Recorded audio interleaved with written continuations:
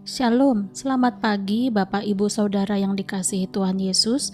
Salam sejahtera buat kita semua dimanapun berada. Saya kembali mengajak Bapak Ibu Saudara semua pagi ini, kita bersaat teduh dan berdoa dalam renungan penuntun kehidupan setiap hari. Kiranya damai sejahtera Allah dan tuntunan Roh Kudus menyertai kita sepanjang hari ini.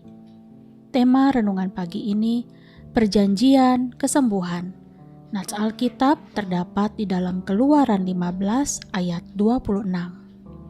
Demikianlah firman Tuhan.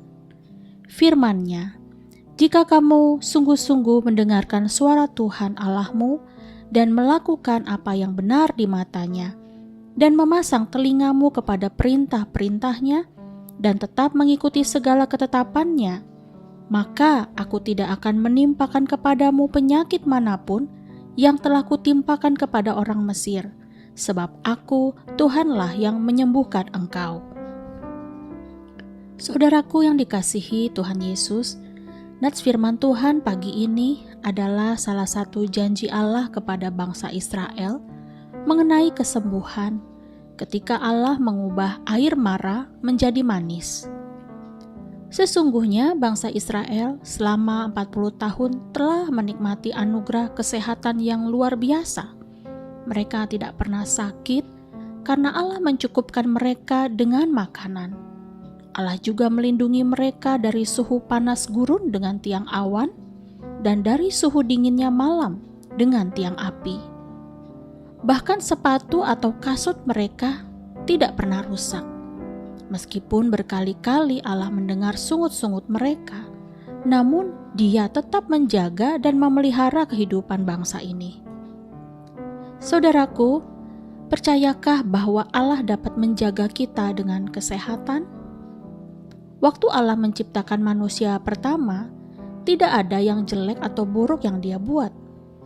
Tetapi satu-satunya yang membuat mereka menderita susah payah dan rasa sakit adalah ketika mereka tidak mentaati Tuhan. Ketika Tuhan berkata, "Dengarkan aku dan taatilah aku," dan melakukan apa yang benar, Dia berjanji tidak ada penyakit yang akan menimpamu.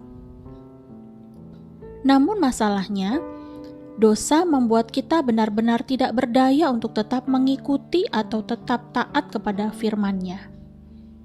Jangankan untuk melakukan keinginan yang timbul di dalam hati saja, sudah membuat kita berdosa. Sehingga mungkin dari kita bertanya, berdasarkan ayat nats tadi, apakah kesembuhan yang dijanjikan Tuhan hanya berlaku bagi mereka yang benar-benar mampu menjaga kekudusannya, atau bagi hamba-hamba Tuhan saja, atau bagi pendeta saja yang notabene dianggap ilmu kerohaniannya sudah tinggi? Saudaraku, saya pernah membaca buku pelayanan hamba Tuhan mendiang Kathryn Kuhlman dan Pastor Benny Hinn dalam ibadah kebangunan rohani.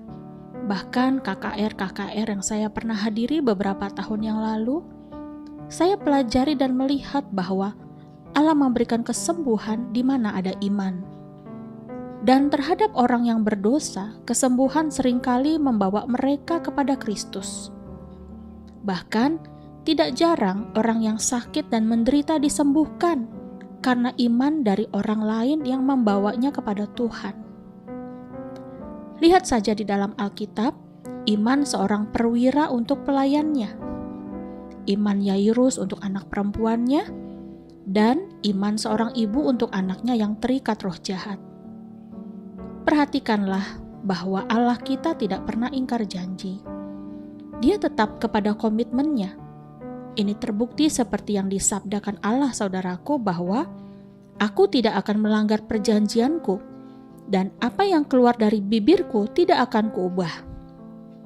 Mazmur 89 ayat 34. Saudaraku, perjanjian kesembuhan bagi kita juga diteguhkan melalui pendamaian oleh Tuhan Yesus Kristus. Dalam Matius 8 ayat 16-17 dikatakan bahwa banyak orang disembuhkan Yesus dari kerasukan setan dan sakit penyakit. Dan hal itu terjadi supaya genaplah firman yang disampaikan Nabi Yesaya, bahwa Dialah yang memikul kelemahan kita dan menanggung penyakit kita. Sungguh luar biasa rema dari ayat ini, saudara, bahwa bukan penebusan dosa saja yang Yesus lakukan di Kalvari, tetapi kesembuhan juga merupakan bagian dari keselamatan. Saudaraku, mungkin ada dalam pemikiran kita bahwa tidak semua orang disembuhkan Tuhan. Tetapi sebagai orang yang beriman, kadang-kadang kita diberikan pengertian ilahi bahwa dalam kasus-kasus tertentu, Allah pasti punya alasan untuk tidak menyembuhkan. Hanya saja, kita jangan menjadi lemah dan putus asa karenanya. Sebab Yesus sudah membayar penuh untuk kesembuhan kita, baik kesembuhan roh, jiwa, dan tubuh. Jika Allah menjanjikan kesembuhan bagi bangsa Israel, maka Allah yang sama di dalam Yesus Kristus juga memberikan perjanjian kesembuhan bagi kita pada zaman ini, sebab Dia tidak berubah, dulu, sekarang, dan selamanya. Amin. Mari kita berdoa. Tuhan Yesus, terima kasih atas firman-Mu pagi ini. Betapa kami bersyukur menaikkan pujian bagi-Mu, karena oleh anugerah-Mu kami boleh memiliki hak istimewa untuk menerima mujizat kesembuhan dari Tuhan. Tolong agar kami yang menanti kesembuhan dari Tuhan tidak menjadi lemah dan putus asa, tetapi tetap percaya bahwa janji Tuhan ya dan amin. Terima kasih Bapa, di dalam nama Tuhan Yesus kami berdoa. Amin. Kiranya berkat yang sempurna dari Allah Bapa, kasih karunia dari Tuhan Yesus Kristus, dan persekutuan yang indah dengan Roh Kudus menyertai kita dari sekarang ini dan sampai selama-lamanya. Maju terus dalam tuntunan Tuhan saudaraku, tetap semangat, sampai jumpa esok hari di penuntun kehidupan setiap hari, dan Tuhan Yesus memberkati.